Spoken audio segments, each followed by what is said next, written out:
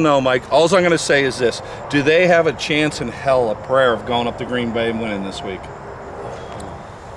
I don't think so. I really don't. I mean, you better have TJ Watt back. You better have Highsmith back. You better have the entire defense back and somehow get that offense going, because Green Bay, they have a decent secondary. They can make plays happen, but they have Aaron Rodgers, and Aaron Rodgers can make anything happen against. That's the quarterback. That is the top dog in the league right now. I know you got Mahomes and you got Josh Allen, but the smartest and most athletically gifted combined is Aaron Rodgers. The smartest out there, well, I would say, is Tom Brady. And then you've got the two athletic quarterbacks gifted is Mahomes and Josh Allen. Okay, so either they need to sit Ben down and say, this is what we are trying to do. This is what our philosophy is. This is what we want our identity to be.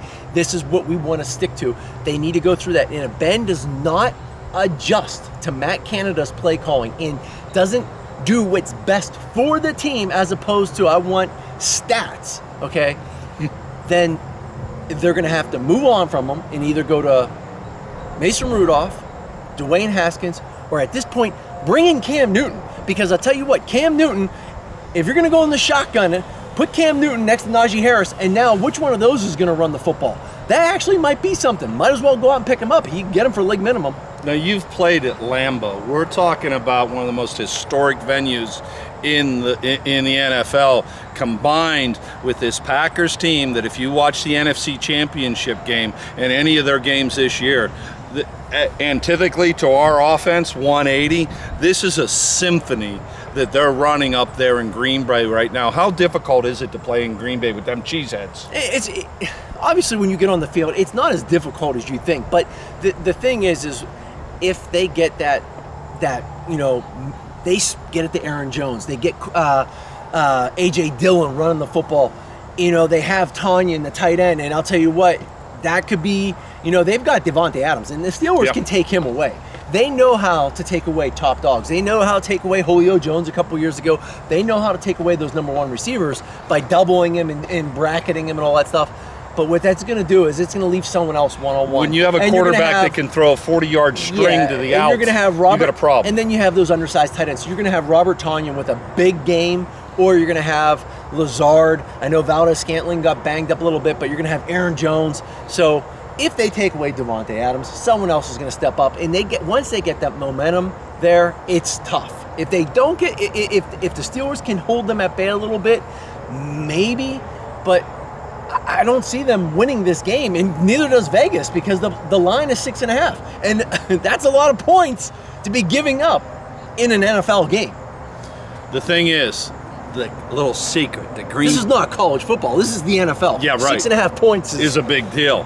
The Green Bay Packers defense, though, might be primed if the Steelers can get something going this week with the gut run game. Keep Ben upright. You've got Juju. Hopefully he plays. Claypool, you've got the Friar Tuck out of Penn State.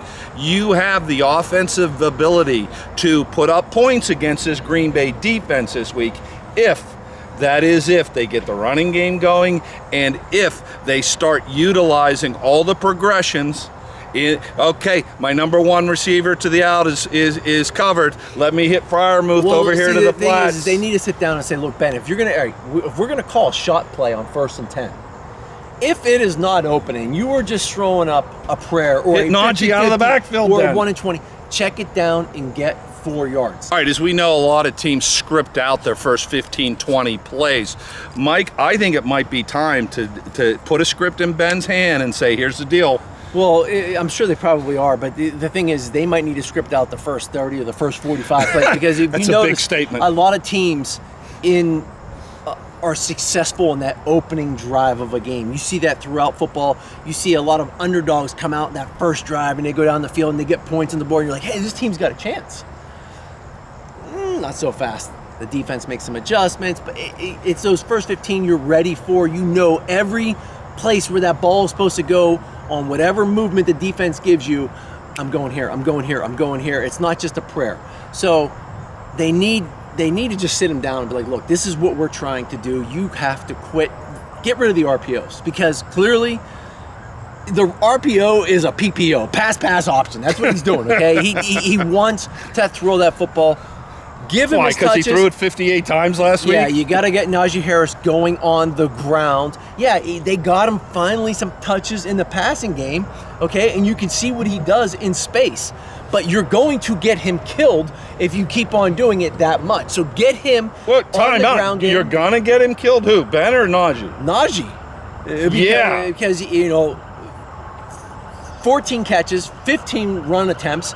I'd like to see the catches around 8 to 10, and I would like to see the rush attempts up to maybe 18, 19, and then get Kalen Ballage in there as well, because he is a good running back. He can give that breather, and then get Derek Watt in the game going downhill.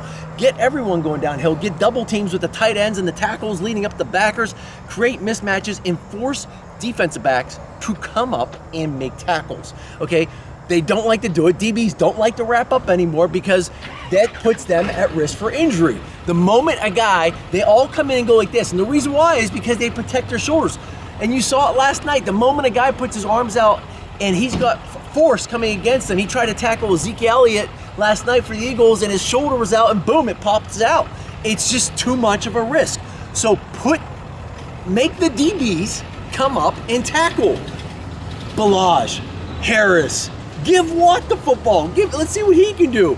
But force them to come up, and when you're running that football, you're chewing up clock as well. All right, Steelers You can't Nation. get in a shootout with Aaron Rodgers. No, you're going to lose that. So we're going to see what our Pittsburgh Steelers do this week up in Green Bay, and I just don't know. It's going to take the concerted effort of Matt Canada, Ben Roethlisberger, who's seen everything that the NFL could throw at him, to come up with a winning game plan. The only way they can win is if TJ Watt, Highsmith, and Melvin Ingram are all healthy and they get after Aaron Rodgers and fluster him. If they can get after him and get some sacks and create a few turnovers, a couple strip sack fumbles, then the Steelers have that opportunity. But that's a lot of ifs. The only way the Steelers are going to win is if Mike Webster comes back, John Kolb, and our beloved Tunchil can all come back for the Green Bay game. All right, I'm Tanky's Mike for Steelers Chalk Talk. Pray. Number 58 for your Pittsburgh Steelers was a bad man. Flip that around, Mike. Jack Lambert would knock your teeth out. Or Super Bowl, he throws the kicker to Cliff Harris on the ground. Why did you tell me to turn it around? If you don't know who 58 is for Pittsburgh, then you're not allowed to get this. Yeah, you're not allowed to get this. Look, this is really simple. Log on to Facebook and like Steelers Chalk Talk with me, and I'm Tank, he's Mike, that's the Lambert jersey. Like and share the Steelers Chalk Talk Facebook page, and at the end of this season, 2021, we're gonna give away the Lambert jersey to somebody that likes and shares our Facebook page so they can watch us every week. What do you think about that? But they also have to know who Jack Lambert is. They know who Jack Lambert is. If you don't know who Jack Lambert is, you don't deserve to win his jersey. And the next one might be a Webster. No, he's talking. Like, share, Steelers Chalk Talk on Facebook, and the jersey. Somebody, show them the jersey. Somebody's going to win this jersey. The Lambert jersey, bicentennial jersey. Like, share, Steelers Chalk Talk on Facebook. Maybe even YouTube, too.